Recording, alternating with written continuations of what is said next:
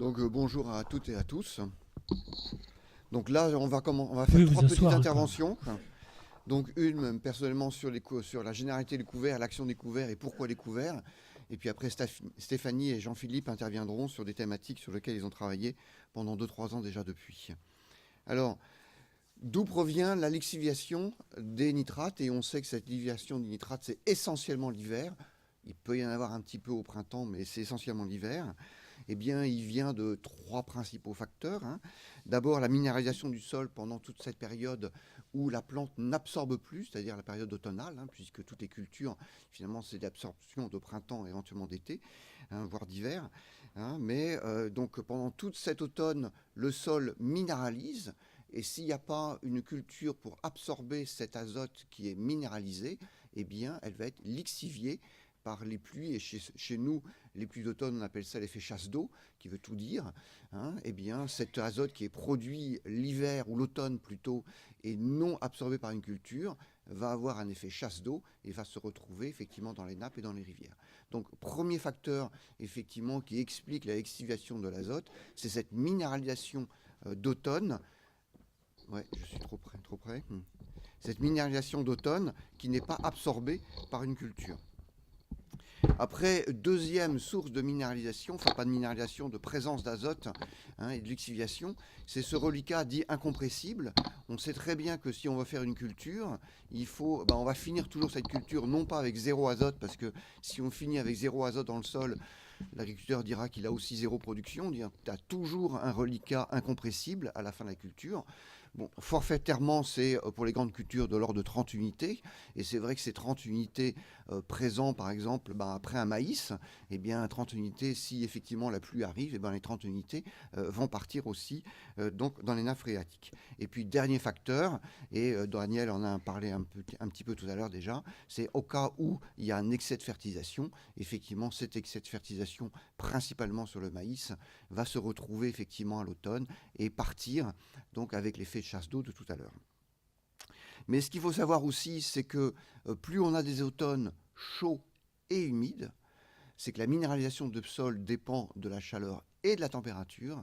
Et donc, si on a des automnes chauds et humides, je vous garantis qu'effectivement, il y aura beaucoup plus de lixiviation de l'azote que si on a des automnes froids et secs. Ça, c'est une réalité agronomique, une variabilité interannuelle. Plus il y a des effets de flush, hein, avec un sol chaud plus un orage, on peut avoir des pics de minéralisation qu'on a un peu du mal à modéliser et à contrôler. Eh bien ça, comment on fait? Là, je n'ai pas de réponse.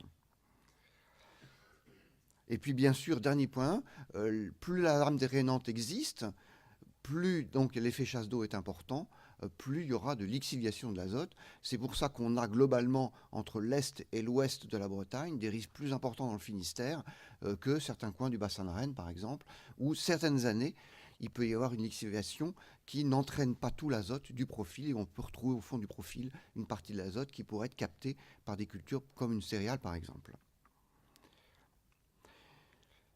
Alors, ce qu'on dit, c'est qu'effectivement, ces sipans, donc ces cultures qui vont pomper l'azote fin d'été-automne, ont un rôle essentiel, vu la première diapositive, hein, ont un rôle essentiel, hein. Parce que bien évidemment, tout ce qui sera pompé par la culture sera sous forme organique et donc ne sera pas lixivié. Et donc c'est une évidence agronomique, mais il faut rappeler des fois les évidences, hein. Et donc bien évidemment, plus une plante va se développer, eh bien plus elle aura pompé de l'azote, donc il y aura moins d'azote lixivié. Et donc un des critères tout bête pour voir si cette année on est efficace en termes de pompe à azote, c'est regarder tout bêtement le développement de la culture, qui peut être soit une culture effectivement, soit un sipan, mais plus cette culture sera développée à l'automne qu'on va arriver les plus lixiviantes, et bien plus on sait qu'on aura piégé de l'azote, et donc on aura fait des économies en termes de perte d'azote et de lixiviation bien évidemment. Mais deuxième facteur, les couverts mobilisent aussi de l'eau, hein, puisqu'il y a ce qu'on appelle l'évapotranspiration. Et qui dit couvert dit baisser la lame drainante. Alors encore une fois, dans le Finistère, on a des lames drainantes de l'ordre de 400 mm en moyenne. C'est vrai que de leur enlever 50-80 unités, ça joue peut-être pas beaucoup, hein, sur la lixiviation totale. Mais par contre, dès qu'on arrive vers l'est de la Bretagne, où on a des lames drainantes plus faibles, hein, certaines années on peut tomber sur des 100-120 mm de lames drainantes, et bien effectivement, là d'enlever par exemple 80 mm d'évapotranspiration peut effectivement limiter la lixiviation de l'azote. Donc vous voyez, le rôle du couvert, c'est bien sûr de pomper de l'azote, mais aussi de l'eau. Et donc là, avec ce schéma-là, vous avez l'effet du CIPAN qui vous pompe le reliquat d'azote au fur et à mesure de la croissance. Et par contre, dès qu'on a détruit, et on va en voir tout à l'heure les effets, dès qu'on a détruit effectivement le couvert, et on a de nouveau une reminéralisation, d'où l'importance de cette date de destruction du couvert. Alors, par contre, question, on a vu tout à l'heure, plus le couvert se développe, plus on piège de l'azote. Comment faire pour avoir des couverts qui se développent le plus ? Eh bien, on sait que le développement du couvert, comme toute culture, est lié à la somme de température si l'eau n'est pas le facteur limitant. Plus une culture reçoit une somme de température, plus il va se développer. Ça, il y a une corrélation qui est claire. Et je reprends les données de Stéphanie là, sur lesquelles elle a travaillé. Une corrélation entre les sommes de température et les tonnes de matière sèche. On voit qu'il y a une corrélation qui n'est pas évidente parce que c'est sur plusieurs sites, d'autres facteurs qui jouent, mais on voit qu'on a quand même une corrélation entre somme de température et développement du couvert. Et puis, il y a un deuxième travail que j'ai piqué aussi à Daniel, sur effectivement l'impact, la date du semis sur le développement du couvert. On voit que quand on sème un couvert, aux alentours de 15 août, là, c'est plutôt dans le Finistère. Donc, on a en moyenne, à piéger, on peut piéger jusqu'à 90 unités. Si on sème ce même couvert au 15 novembre, quasiment, c'est zéro. Puisque 15 novembre, globalement, la lixiviation a commencé. Et donc, l'effet sur la lixiviation sera quasiment nul, quoi. Donc il faut essayer de semer le plus tôt possible, développer le couvert le plus possible et le détruire le plus tard possible. Donc si possible avant la lixiviation, après la lixiviation bien sûr, mais ce n'est pas toujours possible. Alors donc la question c'est maintenant quelle est la place possible de ce CIPAN dans la rotation. Donc première chose que je pense qu'ici tout le monde connaît, c'est semer un RGA dans le maïs. Alors on sait très bien que semer le RGA dans le maïs, ça ne va pas impacter, il n'y a pas de différence en termes de piégeage de l'azote par rapport à un couvert qui serait semé le jour de récolte du maïs. Ça, on le sait. Maintenant, la pratique des agriculteurs, c'est quand ils sont en chantier de récolte, ils ne vont pas aussi semer leur couvert, ils vont attendre des fois une semaine ou 2 semaines, parce que on fait ce qu'on peut avec ce qu'on a. Et ça, c'est une semaine, 2 semaines, vont jouer sur plusieurs kilos d'azote piégés ou non piégés par le couvert. Donc là, il y a effectivement une technique que nous, depuis une dizaine d'années, on propose de développer, qui est le semis du RGA au stade 5-6 feuilles dans le maïs. Bon, mais celle-là, elle est connue.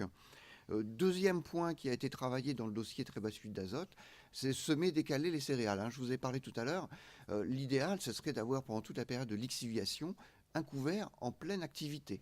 Si on casse ce couvert pour mettre une céréale, on sait que la céréale, elle va quasiment rien pomper l'automne, elle va commencer à pomper, on va dire maintenant, pour simplifier, et donc il y aura des pertes d'azote. Et donc on s'est posé la question dans le cadre du dossier de recherche, donc c'était de se dire, est-ce qu'on ne peut pas semer une céréale beaucoup plus tard et maintenir un couvert pendant toute cette période de lixiviation? Alors la réponse, effectivement, après 4 années de recherche, c'est de dire, oui, on peut le faire techniquement, on va gagner une trentaine, une cinquantaine d'unités d'azote, mais avec un impact économique extrêmement fort pour les agriculteurs, et ce qui fait que cette mesure, même si elle était très intéressante dans l'esprit, en fait, n'est pas économiquement applicable, quoi. Alors, après, autre question qu'on s'était posée dans le cadre du dossier très basse fluide d'azote, c'est semer un maïs avec un indice qu'on appelle un indice, c'est-à-dire une précocité beaucoup plus rapide. L'idée étant dès que le maïs est récolté, plus tôt, on va semer un couvert et donc essayer de gratter quelques jours, semaines, pour avoir un couvert qui se développe, quitte à valoriser le couvert. Alors on s'est rendu compte que pour le maïs grain, ça n'avait pas d'impact parce que de toutes les façons, on était trop tardif, vu les dates de récolte du maïs grain. Et sur le maïs en silage, alors c'est plus complexe.